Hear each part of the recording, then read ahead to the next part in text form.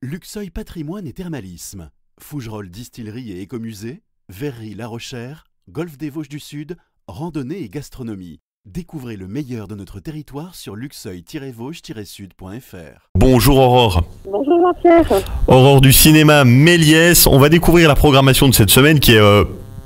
c'est pas les films les plus joyeux qu'on ira voir, mais en tout cas c'est des films dans lesquels il y a de l'émotion, ce sont des tranches de vie, et le premier c'est Juré numéro 2. Oui, donc ça c'est le dernier film de Clint Eastwood. Alors je préfère dire le premier et le dernier paraît-il, son 42e film, parce qu'il est présenté comme sa dernière œuvre, mais bon, on connaît Clint Eastwood, c'est un travailleur acharné, un passionné de la première heure, et même à 94 ans, c'est pas dit qu'il ait encore tiré sa révérence.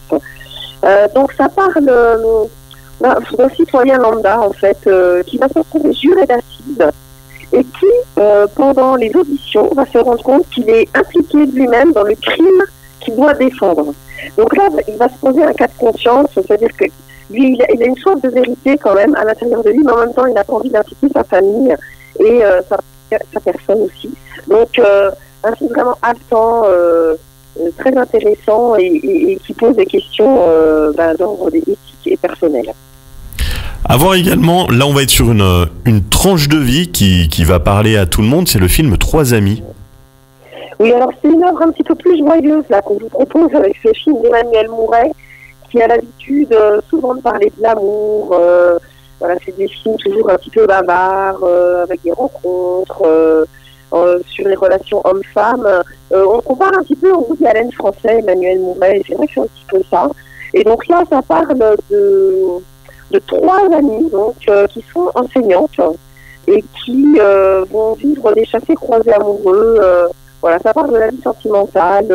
Donc il y en a une qui est en couple mais qui n'est pas amoureuse de son mari. Il y en a une qui recherche l'amour et il y en a une autre qui va se séparer de son compagnon. Voilà, donc c'est vraiment des histoires du quotidien, j'ai envie de dire, mais abordées de manière très subtile. Et apparemment, c'est vraiment un film, pour l'instant, je ne l'ai pas encore vu, mais qui est le plus abouti. C'est un des films d'Emmanuel Mouret le plus abouti.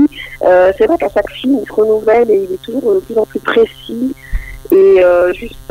Donc, on a hâte de découvrir ça. C'est le film Trois amis, et puis on termine avec Sur un fil. Sur un film, c'est pareil. Alors là, on est vraiment dans quelque chose de très émouvant, dans la poésie aussi, hein. Donc c'est le premier film pour le coup de Reda Kateb, donc qui est aussi acteur, hein, qu'on connaît au cinéma pour avoir joué notamment dans Hors Norme de Torinado Nakash. Alors je parle de ce film-là pas innocemment parce que c'est un film qui m'a beaucoup inspiré pour Sur un fil justement.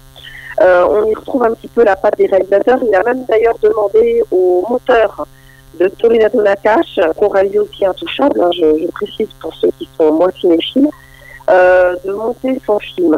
Et donc là, c'est l'histoire d'une jeune acrobate qui va avoir un accident et qui va devoir arrêter le cirque.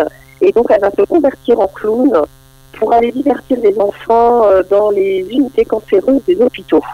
Donc, effectivement, on n'est pas sur un thème très joyeux, mais c'est vraiment traité avec une grande sensibilité. Reda Kateb est un être d'une gentillesse incroyable. Moi, j'ai vu le film en avant-première et il est magique. C'est vraiment hyper humain et puis on est dans un quasi-documentaire, hein, et il a fait tourner aussi des acteurs non professionnels. Donc ça rajoute une dimension humaine à son film. Non, mais grâce à vous, on va passer une belle journée. Sur un fil, Trois amis ou encore Juré numéro 2. Aurore, quand vous allez prendre le thé, vous mettez un petit peu de miel dedans et puis vous prenez des bonbons pour la voix. Oui, c'est vrai que ce matin, ça déraille un peu. Mais bon, je pense que j'ai réussi à transmettre toute ma passion quand même.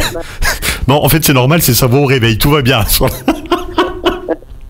Il faut pas m'appeler aussi tôt, Jean-Pierre. Enfin, ça se fait pas, ça. Ah ben non, mais je propose qu'on fasse un concept de matinale où on commence sa journée de travail à partir de 11h. Je pense qu'on serait pas mal. Ah, ça m'irait très bien. Bon, j'imagine, on retrouve toute la programmation du Cinéma Espace Méliès sur l'application mobile Cinéma Méliès. Bonne journée, soignez-vous bien, Aurore.